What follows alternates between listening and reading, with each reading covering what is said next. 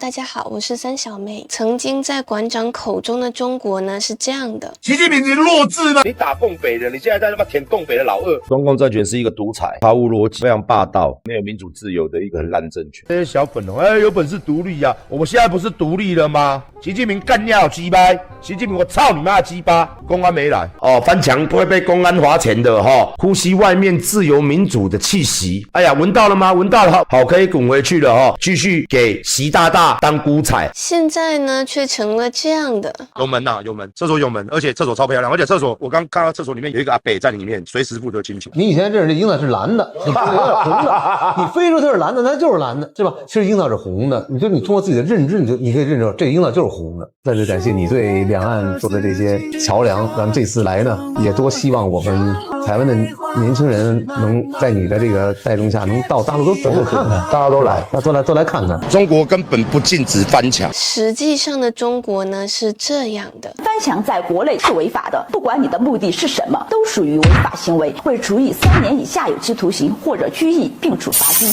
馆长说中国没墙，有没有一种可能是他可以站在墙内 VIP 的景观台上呢？身后千万的中国人天天在撞墙，他们会不知道中国有墙没墙，能不能翻墙吗？馆长这一趟的中国行啊，从了他原先的草根阶级跃迁到了特权阶级。见过直播带货疯狂夸这个货物有多好的，还没见过直播带果的夸国家有多好。还记得他曾经说要性骚扰彭丽媛吗？现在却在中国出尽风头，上街仿佛在走红毯。这是被原谅了还是被收编了？由此可见啊，中国的统战格局很高啊。他不需要看你忠不忠诚，而是看你能不能够背刺。馆长呢，刚好完美的示范，打过就能用，用完再处理。台湾人民骂政府那是运动，中国人民骂政府就是犯罪了。所以馆长在中国乖乖的，从骂中共到不谈中共到帮中共说话。3步走，这样的转变是源于觉醒，还是价格谈拢了呢？如果你以為只有台灣人被收編，那就大錯特錯了。中國邀請美國網紅去到中國免費旅遊10日，希望加強交流並且展示真正嘅中國。而今次嘅全球青年影響力人士計劃，招募擁有最少30萬粉絲嘅網紅，喺7月去到中國旅遊。據了解，呢項計劃希望邀請美國網紅去到上海、北京等城市旅遊10日。申請者需要活躍喺 Instagram、YouTube、TikTok 等等嘅平台，並且熱愛中國文化。不只是館長，美國的網紅也中國邀請具有影響力的網紅，為期10天的免費訪華之旅。邀請是有條件的，這個網紅他得符合有30萬粉絲的基礎，目的不言而喻。他們想要的是代言人，外國人說中國真不錯，比中國人自己說有效10倍，這叫借嘴洗白。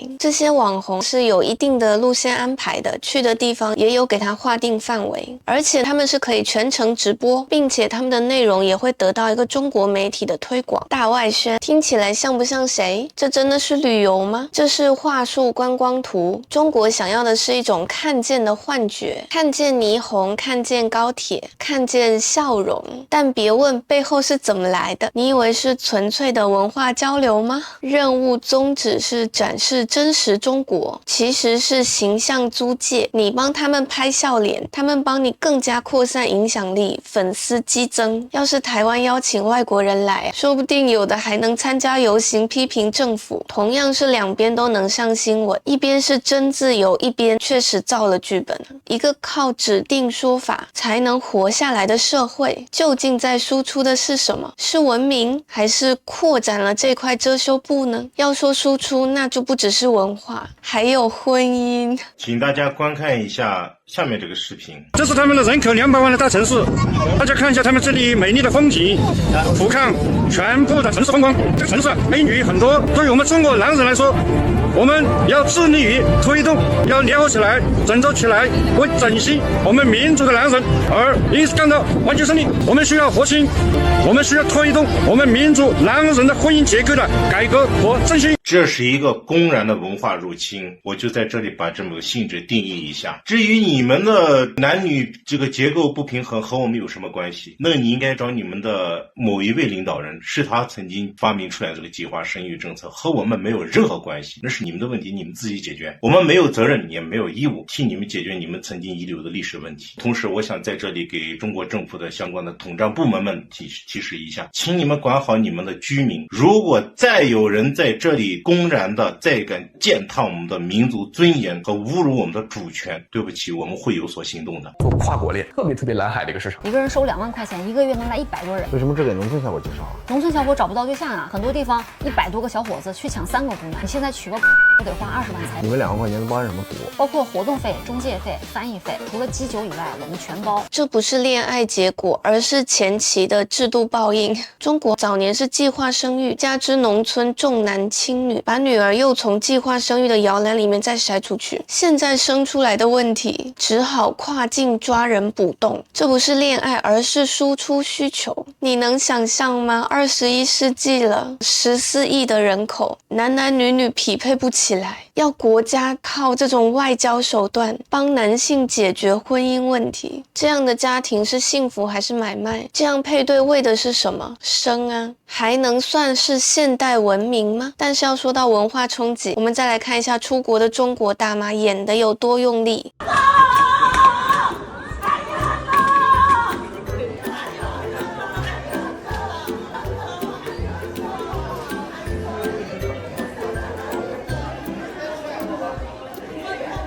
撒泼不是民族记忆，但是在中国是怎么样成了一块文化输出的招牌的？中国大妈这4个字无人不知，无人不晓。你以为丢的是脸，实际上丢的是社会制度养出来的习性。为什么他们这么理直气壮？因为在国内啊，耍赖才有用，威胁才有结果，哭闹能引起重视，上热搜。当规则靠喊，尊严靠摔，文明靠装，那出国不丢洋相才怪。这样的文化输出到底是骄傲还是全球公害呢？说完大妈，我们再来看一下中国大陆的年轻人，好不容易匹配上了，但是最后又没成，这是怎么被社会风气给搞黄的？一直到我必须要看的时候才给我说，那个房产证他姐拿着的，并且上面2个房子都是他姐的名字。你们2个相处的时候有没有跟人家说清楚这个房子到底是在谁的名下？他的直接都说他全款买的。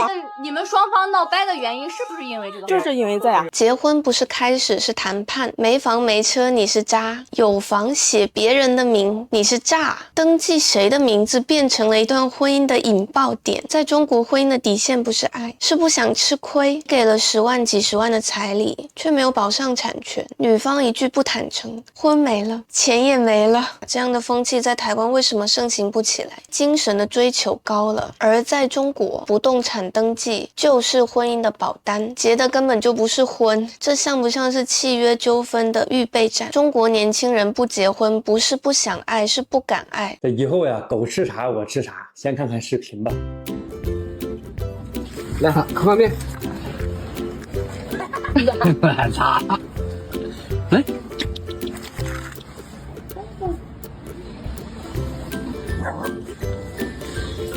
看。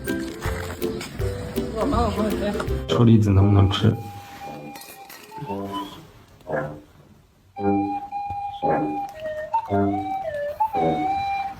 闻一闻，尝一口，好吃。你看，这超市的馒头他们吃，给。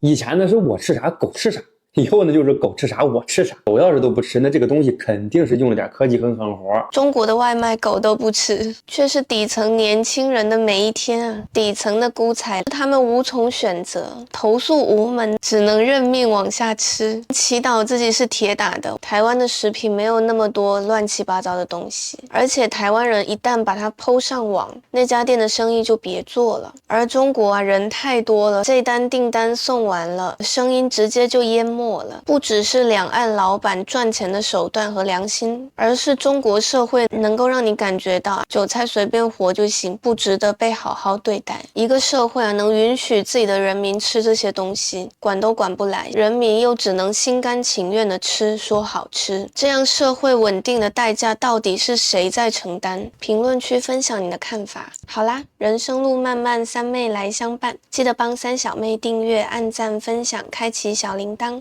我们下期再见，拜拜。